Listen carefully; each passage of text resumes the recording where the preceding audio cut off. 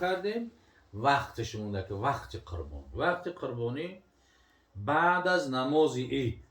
مثلا هر جو که مثلا نماز عید و نماز جمعه برپا می شود، شهرها در نماز جمعه میخونن، نماز عید میخونن، رایان و ناحیه در نماز جمعه میخونن، نماز عید میخونن، همه مکانها در بعد از نماز باید شود، بعد از نماز عید. اما قشلاقجا یا کوهستانایی که مثلا دهاتی که دوردست هستن، نماز جمعه ندارن، بعضی جا هست که نماز عید ندارن و دور هستن از آبادی، یا با نماز آمدن خیلی مثلا خیلی کیلومتر زیادتر از اورا، وقتش بعد از صبحیدن میتونن که صبح که دمید نماز بامداد که خوندن، میتونن بعد نماز بامداد قربانیشون بکنن. اما در جایی که نماز جمعه و نماز عید است، شهر است و ناحیه است، اینو بعد از نماز عید باید قربانی کنن. در حدیث مبارک پیامبر خدا صلی الله علیه و سلم بیان میکند که هر کسی که پیش از نماز خوندن قربانی کرد، قربانیش اعاده کنه.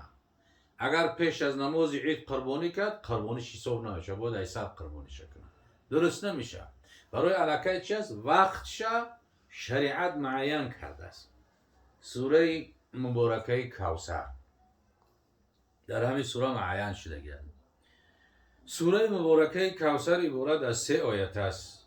خب نه سوره مکی است، در مکه مکرمه نازل شده است.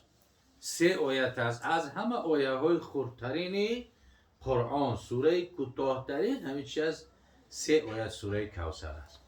این سوره در مکه نازل بوده است. الله ذوالجلال بر پیامبر صلی الله علیه و سلم این سوره را فرستاد. استعیذ بالله انا اعطیناک الکوثر. ای محمد صلی الله علیه و سلم، ما به تو کوثر عطا کردیم. فصلی لربک وانحر، پس بگذار نماز برای پیشگاه پروردگارت، وانحر، بعد از نماز قربانی کن. این شانئک هو الابتر. بعد رسیه که به حقیقت که بدگویی تو، کینتوزی تو، دشمنی تو، بدخواهی تو ابتر است، ناقص است، دم بریده است. اگر سوره را مفسرات چی گفتن؟ اصلا تفسیرها خیلی زیاد هستند.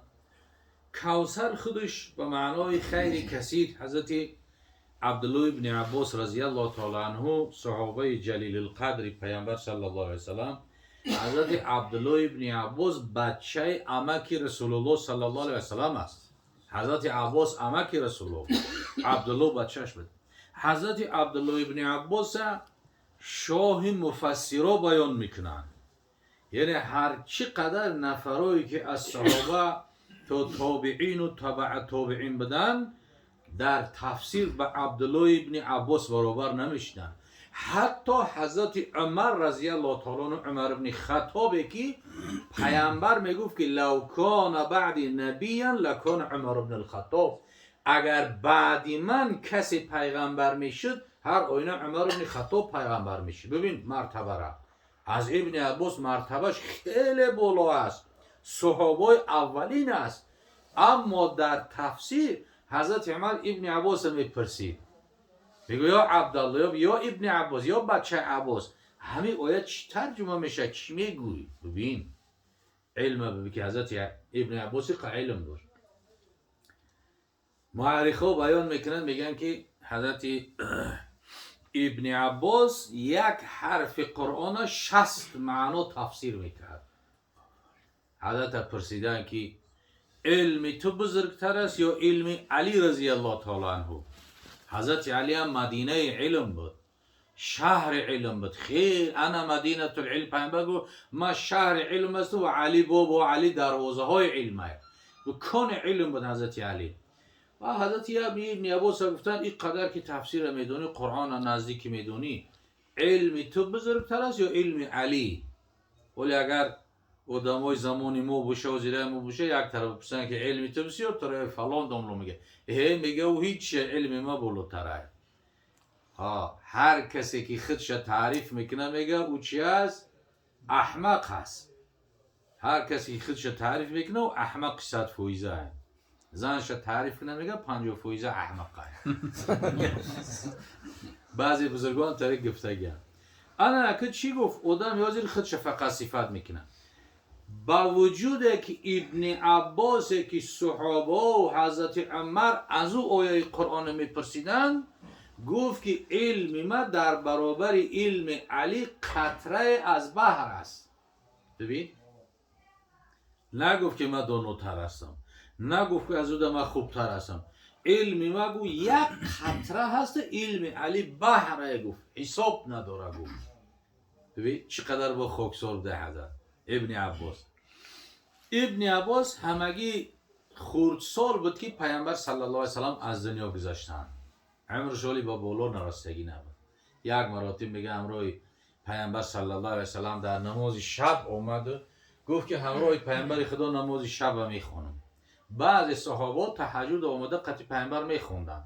برای همین است که در مذهب ما حنفی‌ها نافله را جماعتش مکروه میگه، مکروه است. اما دیگران مثلا یعنی قیام لیل دوران جماعت میکنن میخونن. دلیل هم است که صحابه اومده از خفای پیامبر اقتدا میکردن میخونن. ابن عباس میگه کودکک که 5 ساله اومد میگه درباره پیامبر صلی الله علیه وسلم اقتدا کرد که پیامبر با دستش کشید و آورد در طرف راست موندش، طرف چپ داد. با یک رکعت خوندن که برو در طرف دست چپ شد. با رکعت دیگه داد پیامبر با دست کشید و در طرف راست موندش. بعد از 3 رکعت هم خیال کرد. بعد نماز بود که رسول خدا صلی الله علیه وسلم گفت که پسر عباس گفت پسر عمه گفت برای چی دست راست میام یارو میموند؟ وقتی که 2 نفر نماز خوان باشن یک نفرش باید در دست راست امام باشه، در چپ نه. تو را من میکشیم یارم 3 مراتب گشته با چپ میره. اگه کودک 5 ساله را علم و زیرکی و دانایی یا رسول الله صلی الله علیه وسلم گفت من گفت لایق نیستم که در طرف دست راست شما بیستم. خاکساری رو کودک من گفت لایق نیستم که در طرف دست راست شما بیستم. دست راست شما عزت حرمتش خیلی بلنده. پیامبر صلی الله علیه وسلم در حقش دعا کرد که خدایا همین عبدالله ابن عباس از علم برخوردارش بگردان، از تعویل قرآن آگاهش بگردان که در قرآن و تفسیر کسی به او برابر شده نمیتونست.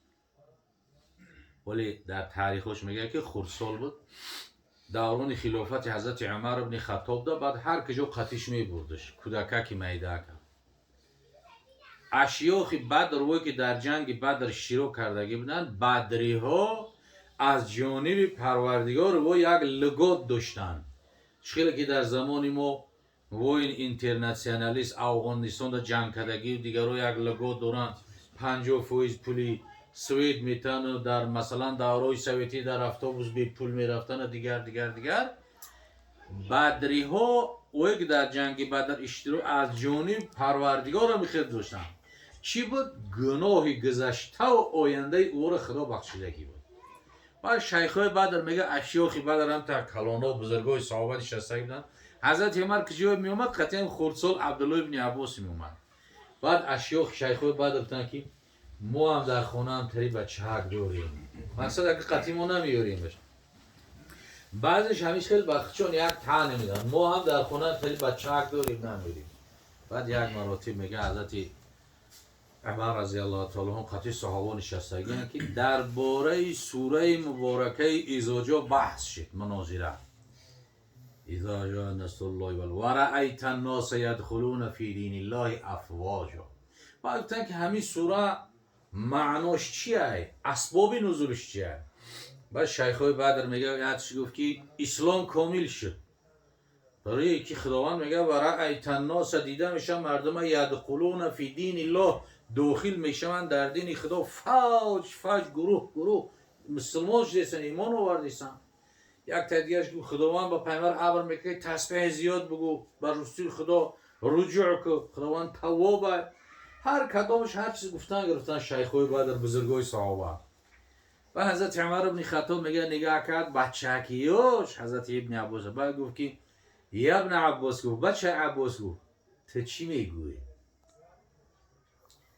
حضرت عبدالله ابن عباس گفت که این سوره گفت از همین سوره بوی وفات رسول الله صلی الله علیه وسلم میآید که وقتی که هر یک چیز کامل شد، مثلا همه چیز پخت کامل شد رسید، بعد از کامل شدن پختنش میده میده ویران میشود.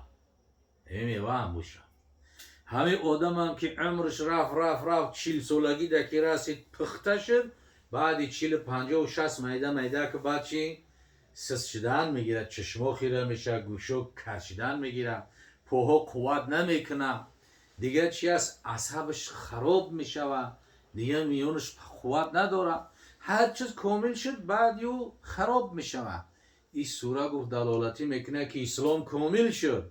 و رأیت الناس یدخلون فی دین الله افواجا فسبح بحمد ربک و استغفره. باز تسبیح بگو، الحمدلله بگو، پروردگار استغفار بگو با سوی پروردگار، چی از خداوند توبه پذیره. بعد میگم میره گفت اخیران آیه هایی بود که بر پیغمبر نازل شدگی بود. از این آیت گفت بوی وفات رسول الله صلی الله علیه وسلم یا حضرت ابن عباس همی تایشتو که یکی صحابه کم ترکی شدن، زنده بدن پیامبر صلی الله علیه وسلم به خاطر آوردن. پیامبر خدا چخیل نماز میخوند و چخیل پیش میدامد و چخیل به مردم حدیث میگفت. صحابه همین قدر خم شدن، سرشون گریه کردن که به یاد رسول الله صلی الله علیه وسلم. از همون جانب، از همون زمان دیگر یگان کس به حضرت عبدالله ابن عباس هر کجا که میرفت از همه بالا بود.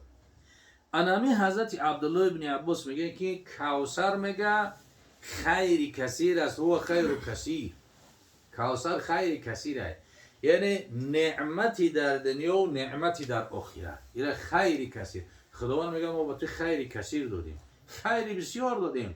خیر چی است؟ نعمتی در دنیا، نعمتی در عقبا. خب دیگر صحابه بیان کردن. اکرمه ابن ابی جهل، بچه ابو جهل هم صحابه پیامبر صلی الله علیه وسلم شهید شد در راه خدا. اکرمه رضی الله تعالی عنه میگه که الکوثر هو قرآن، خیلی کثیر میگن قرآن است. قرآن به برکتی داره که در زنده بدن پیامبر قل هو الله احد بود. 1400 سال گذشت بازیرم قل هو الله احد، تا قیامت هم قل هو الله احد. یک کس یک حرفی رو تغییر داده نمیتونه.